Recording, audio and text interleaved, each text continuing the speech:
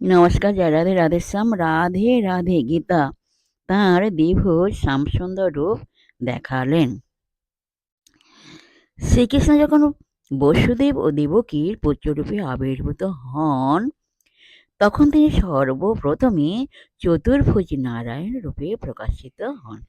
কিন্তু তার পিতা মাতার অনুরোধে তিনি নিজেকে একটি সাধারণ শিশুতে রূপান্তরিত করেন।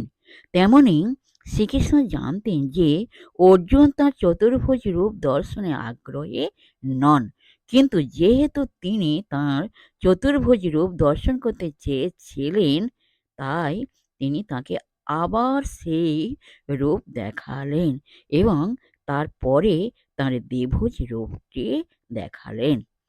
এখানে সৌম্যবপু কথাটি অত্যন্ত তাৎপর্যপূর্ণ। সৌম্যবপু কথাটির অর্থ অত্যন্ত সুন্দর রূপ। ভগবানের দ্বিভুজ শ্যামসুন্দর রূপটি তার সবচেয়ে সুন্দর রূপ। ভগবান শ্রীকৃষ্ণ যখন এই জগতে প্রকট ছিলেন, তখন সকলেই তাঁর রূপে আকৃষ্ট হতেন। যেহেতু শ্রীকৃষ্ণ সমগ্র বিশ্ব চরাচরের নিয়ন্তা, তাই তিনি তাঁর ভক্ত অর্জুনের সমস্ত ভয় বিদূরিত করলেন এবং তাকে আবার তাঁর দ্বিভুজ